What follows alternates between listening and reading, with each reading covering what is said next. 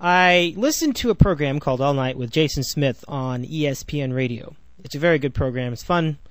It's a little goofy, a little hokey, and it's a program that really is really well done. It has to be paced really, really slowly because it's on sometimes from midnight Eastern time all the way up till 5 o'clock in the morning. So it's a 5-hour program sometimes, and in other nights it's from 1 to 4. I'm sorry, 1 to. Wait, am I looking at that right? Yeah, it's from 1 to 5 a.m.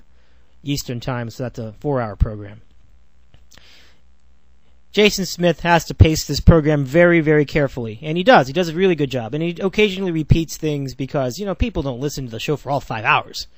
Especially in the overnights. You can't listen to any show from 1 a.m. to 5 a.m. all 5 hours. You'd either have to be some kind of a night owl or just an insomniac. So it's very rare to see that. So some people will listen to the first half of the show, like us here on the West Coast. We'll listen to like the first half, then we'll fall asleep. People out east probably listen to the second half of the show. They're up from, let's say they get up really early, maybe 3 o'clock in the morning or 4, so they'll listen to a couple hours at the end.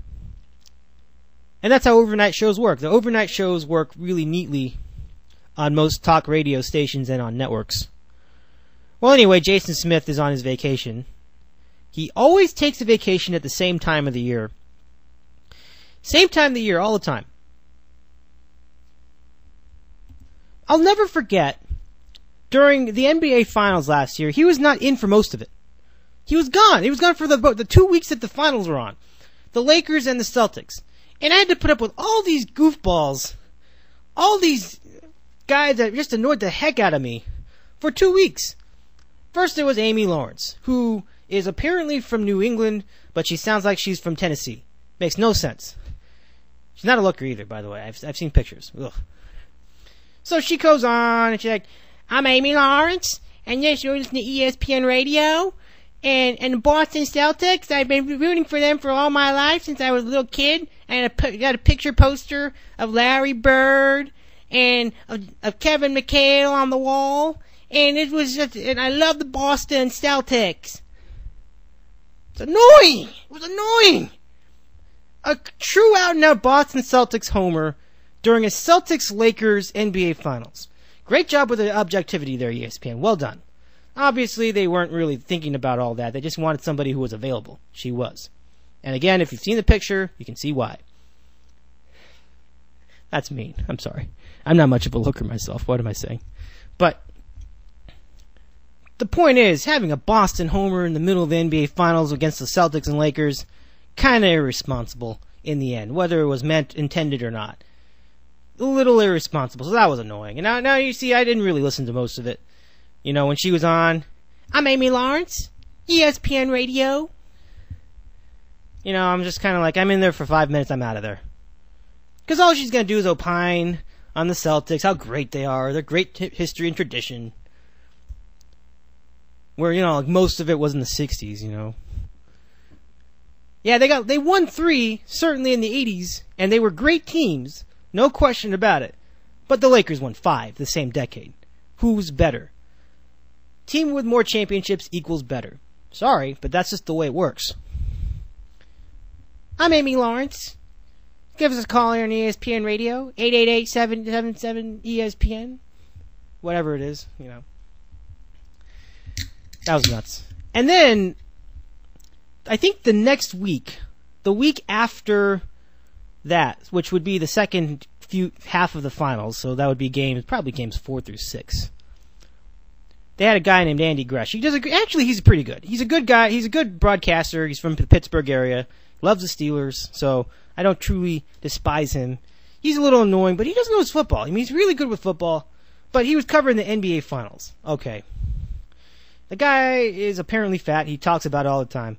And he's no longer with ESPN. He moved on to another network, some satellite thing I've never heard of.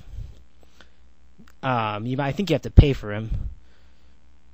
Anyway, they would have to pay me to listen to him. No, he's actually pretty good. I'm just kidding. Andy Gresh is actually a pretty good host. But he comes on in the second half of the week, and, And, you know, he's got that really squealy voice, and he comes on, and he's like, well, how do you like the... See, I can't do it. The Boston Celtics.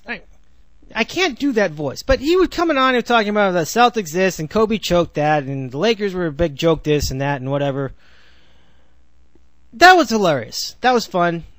And I think it was the game after Game 6. It was one of the worst moments in my sports watching career. It was terrible. I mean, the Celtics pasted the Lakers by, 40 points? 40 points. I mean, it was the most depressing night, I think, in sports that I've had. Certainly in things I've actually been witness to as an adult. I can't speak for 84. 84 was before my time. I was 2, so I couldn't have experienced that firsthand. Even watching it on ESPN Classic killed me. I mean, I'm sure that was much worse than what happened last year. Certainly, much worse. I mean, but still, in its own level, based on what I've seen, that was the most heartbreaking moment of a Laker fan's lifehood. And it's a little unfair to talk about any heartbreak for the Lakers. They've won 14 championships. You can't be talking about heartbreak. But that night in June, it was truly a heartbreaking moment for me as a fan. It killed me. I didn't want to do anything else that night. And I was with our friend Tony Jimenez that same night. He was watching the game with me, and I almost cried. I mean, it was that heart-wrenching. And so Tony did a class thing. He kind of was like patting me on the back. Hey, don't worry about it. They're still a good team. When and after a game like that, you just don't know what to think. You're very irrational at that point. So I was just a mess. I was a complete mess. If I had been doing the podcast, then I don't know what the podcast would have sounded like. It would have been kind of a wreck. It would have been terrible. I mean, it might have been great for Laker haters, but it would have been I would have been a wreck. I might have cried on the air. It would have been terrible. But I didn't have a podcast then, so what we did was we went to McDonald's, and I had I guess kind of got some little snacks. I had fries, and I had a soft serve cup, soft serve ice cream, and some orange soda. All the things that I enjoyed at McDonald's. I was just eating it all. And I was still crying. It was sad. It was kind of pathetic, actually. I mean, it was just a game, but I was kind of I had to settle down a little bit because all the Boston hype, all the Boston media just hating on the Lakers. A